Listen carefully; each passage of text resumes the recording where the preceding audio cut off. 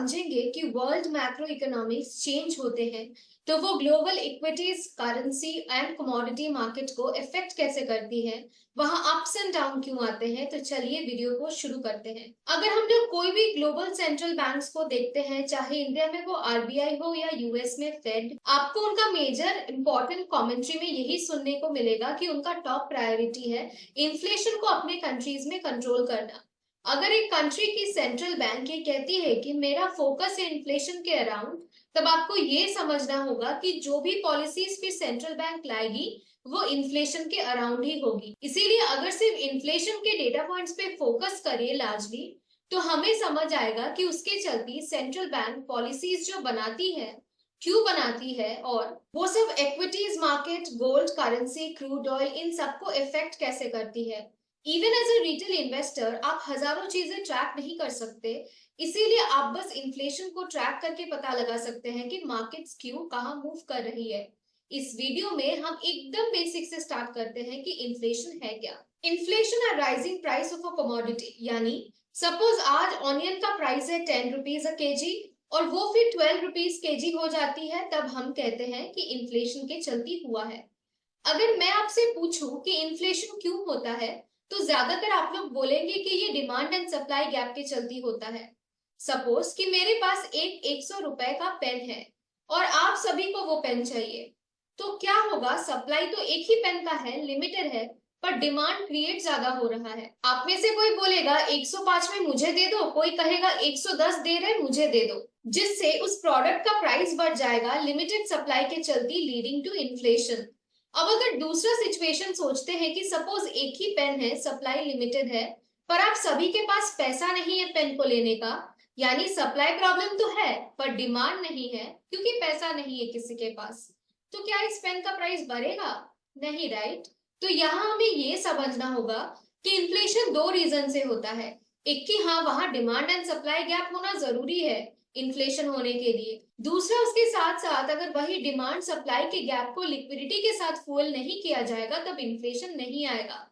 Liquidity रहना भी जरूरी है, जो हमने पहले केस में देखा कि पैसा होने से ही एक प्रोडक्ट का डिमांड क्रिएट हो रहा है। अगर पैसा रहेगा ही नहीं तो कितना भी सप्लाई लिमिटेड कर दो, वहां डिमांड नहीं आएगा। सिर्फ सप्लाई कंस्ट्रेंट के चलती इन्फ्लेशन नहीं होती है, इन्फ्लेशन इसीलिए होती है क्योंकि सबके पास पैसा होता है, लिक्विडिटी होती है, जिसलिए वो कोई भी कमोडिटी का प्राइस बढ़ा देती है। अब आरबीआई या फेड के हिसाब से देखें तो उन्हें पता है कि इन्फ्लेशन ये दो रीजन से हो रही है, कि सप्लाई कंस्ट्रेंट भी है और साथ साथ बहुत डिमांड भी है, क्योंकि सबके पास पैसा है। तो अब अगर सेंट्रल बैंक को इन्फ्लेशन कंट्रोल करना होगा, तो क्या वो पेन के मैन्युफैक्चरर के पास जाके ये कहेंगे कि जब इतना डिमांड है आप ज्यादा क्यों नहीं मैन्युफैक्चर कर देते पेन्स? नहीं, क्योंकि सेंट्रल बैंक प्रोड्यूसर को जाके फोर्स नहीं कर सकती है ज्यादा प्रोड्यूस करने के लिए कोई भी कमोडिटी। इसीलिए उनके पास एक ही ऑप्शन बचता है कि समहाउ वो लिक्विडिटी को कम कर दे, क्योंकि अगर लिक्विडिटी कम हो जाती है तभी उस प्रोडक्ट के लिए डिमांड कम जाएगी। अब लोगों के हाथ से लिक्विडिटी को कम कर देने के लिए सेंट्रल बैंक क्या करती है? ये करने के लिए वो इंटरेस्ट रेट्स बढ़ा देते हैं, क्योंकि हम में से ज्यादातर लोग सब कुछ लोन्स पे लेते हैं, चाहे घर हो, गाड़ी हो या लैपटॉप या फोन्स हो। तो लोन ज्यादा लेने से लिक्विडिटी बढ़ जाती है, जिससे डिमांड क्रिएट होता है। वैसे ही लिक्विडिटी को कम करने के लिए इंटरेस्ट रेट बढ़ा दिए जाते हैं, जिससे लोग लोन्स लेना प्रेफर कम करते हैं, हेंस डिमांड नहीं बढ़ती कमोडिटी का और इन्फ्लेशन कंट्रोल में रहती है। इंटरेस्ट रेट जब बढ़ता है उसका डायरेक्ट लिंक होता है इक्विटी मार्केट के साथ, यानी स्टॉक मार्केट में एक्सपेक्ट किया जाता है कि वो डाउन हो जाएगा due to rise in interest rate. ऐसा क्यों? तो जब इन्फ्लेशन बढ़ी, इंटरेस्ट रेट्स को बढ़ा दिया गया, जिससे आप लोन्स लेना कम कर दिए, तो इससे बैंकिंग स्टॉक्स जो मार्केट में ट्रेड हो रहे हैं उनका क्या होगा? बैंकिंग स्टॉक्स गिर जाएंगे, क्योंकि बैंक्स का काम ही है लोन देना लोगों को, और अगर लोन्स लेना लोग प्रेफर ही नहीं करेंगे तो बिजनेस कैसे होगा उनका? अब आप लोन्स नहीं लेंगे तो अब वो घर कैसे लेंगे जो आप लोन पे लेने वाले थे? नहीं लेंगे, राइट। इससे रियल एस्टेट स्टॉक्स गिर जाएंगे, क्योंकि डिमांड गिर जाएगी।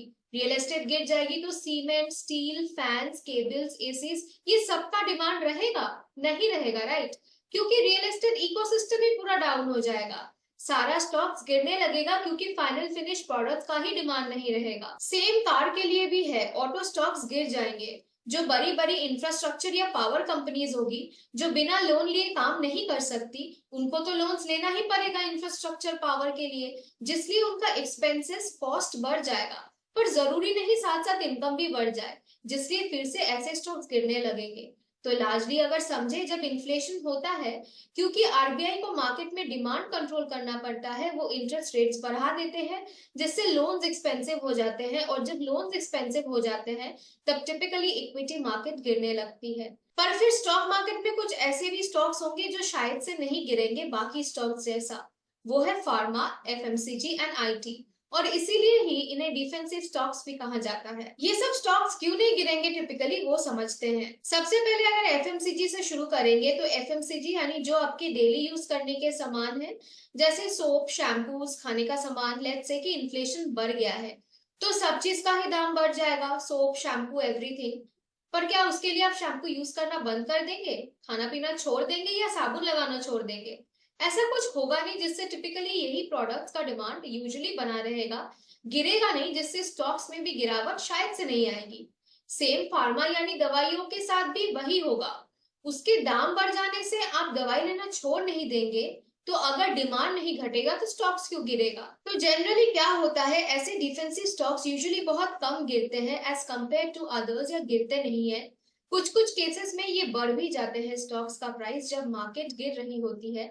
ऐसा क्यों, वो भी समझते हैं। सपोज मैं एक म्यूचुअल फंड मैनेजर हूँ, और मुझे एक मैंडेट मिला है कि अगर मुझे 100 रुपया मिलता है और मुझे पता है किस कैटेगरी के स्टॉक्स गिरेंगे, तो मैं उसे अवॉइड करके ऐसे स्टॉक्स को लेना प्रेफर करूंगी जो स्टेबल रहेगा, या गिरेगा नहीं मोस्ट प्रोबेबली, या जिसका डिमांड बना रहेगा। जिसलिए क्या होगा, डिफेंसिव स्टॉक्स का डिमांड बढ़ जाएगा, क्योंकि मनी फ्लो ज्यादा होने लगेगा फ्रॉम प्रीवियस सेक्टर्स जिसमें डाउनफॉल हो रहे हैं, हेंस उनका प्राइस भी बढ़ जा सकता है। तो हमने अभी तक क्या देखा, जब इन्फ्लेशन बढ़ती है, इंटरेस्ट रेट्स बढ़ते हैं, लोन्स महंगा हो जाते हैं, जिससे लोग उसे लेना अवॉइड करते हैं। इक्विटीज मार्केट गिर जाते हैं, एक्सेप्ट सम सेक्शंस जैसे आईटी, फार्मा एंड एफएमसीजी, क्योंकि इनके प्रोडक्ट्स की डिमांड घटती नहीं है और इसमें मनी फ्लो भी बढ़ जाता है, जिसलिए वो गिरता नहीं है बाकी स्टॉक्स जैसा, या बढ़ जाता है। और एक रीजन है कि फार्मा और आईटी स्टॉक्स गिरते नहीं है यूजुअली, क्योंकि वो एक्सपोर्ट ड्रिवन होते हैं। अब क्योंकि इतने एक्सपोर्ट करते हैं ये लोग, इसीलिए इनका इनकम डॉलर्स में होता है। ऐसा क्यों है कि डॉलर्स में इनकम होने के चलते ये स्टॉक्स गिरते नहीं है, आइए वो भी समझते हैं। जैसे कि हमने देखा, इन्फ्लेशन क्या है, राइजिंग प्राइस इन कमोडिटी। यानी आज अगर आप 100 रुपीज से 1 kg पोटैटो ले सकते हैं, वही अगर 120 रुपीज हो जाएगा, तो आप अपने 100 रुपीज से फिर 1 kg पोटैटो नहीं ले पाएंगे। जिसका मतलब ये हुआ कि इन्फ्लेशन के चलते आपके करेंसी का वैल्यू भी कम जाता है। जिस 100 रुपीज से आप 1 kg पोटैटो ले रहे थे, अब वही 1 kg पोटैटो लेने के लिए आपको ज्यादा पैसा देना होगा। अब यहाँ अगर एक चीज देखें हम लोग, कि रुपी को हमेशा डॉलर से कंपेयर किया गया है, इसीलिए अगर देखें, $1 पहले था 70 रुपीज, अभी $1 है 80 रुपीज। यानी रुपीज का वैल्यू गिर गया है, पर साथ साथ डॉलर का भी तो बढ़ गया है। पहले आपको 70 रुपीज दे के $1 मिलता था, अब आपको 80 रुपीज दे के $1 मिल रहा है।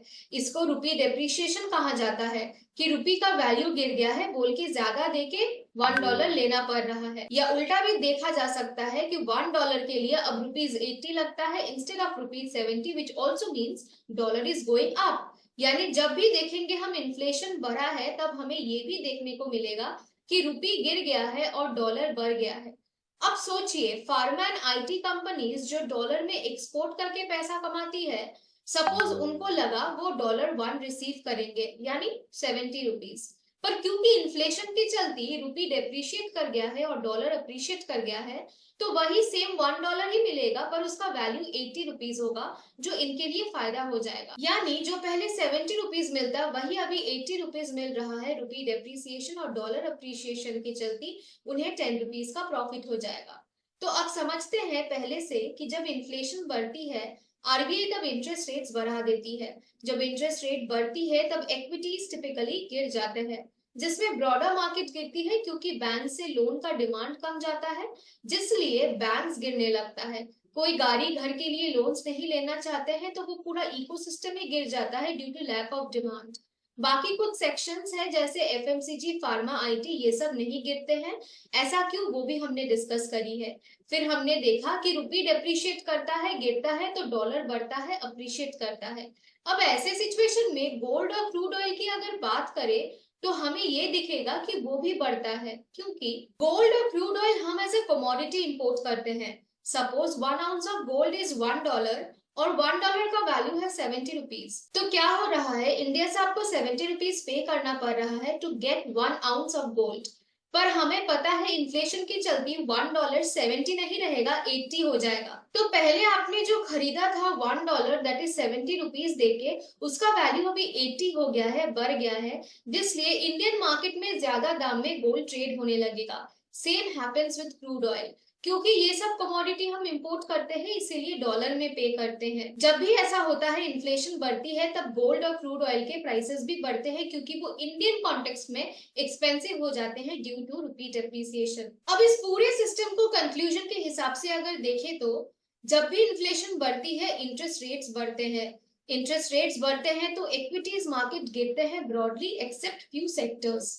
रुपी गिर जाता है, डॉलर बढ़ जाती है, गोल्ड बढ़ जाती है और क्रूड ऑयल के प्राइसेस भी बढ़ जाते हैं। यही अगर उल्टा देखें कि जब इन्फ्लेशन घट रही है तब इंटरेस्ट रेट्स नीचे आ जाती है।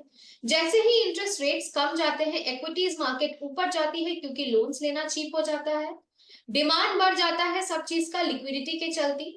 Next, pharma, IT, FMCG companies गिरने लगेंगी। ठीक उल्टा होगा, क्योंकि जब रियल एस्टेट, ऑटो इंफ्रास्ट्रक्चर जैसे कंपनीज फिर से चलने लगेगी, वहां डिमांड आने लगेगा, वहां ज्यादा कैश फ्लो भी आएगा, जिसलिए सारा पैसा डिफेंसिव स्टॉक से शिफ्ट होके इस सेगमेंट में आ जाएगा, जो पहले परफॉर्म नहीं कर रही थी due to high inflation. Rupee appreciate करेगा, डॉलर डेप्रिशिएट कर जाएगा, क्योंकि डॉलर डेप्रिशिएट करेगा, इसीलिए गोल्ड और क्रूड ऑयल का भी प्राइस कम जाएगा।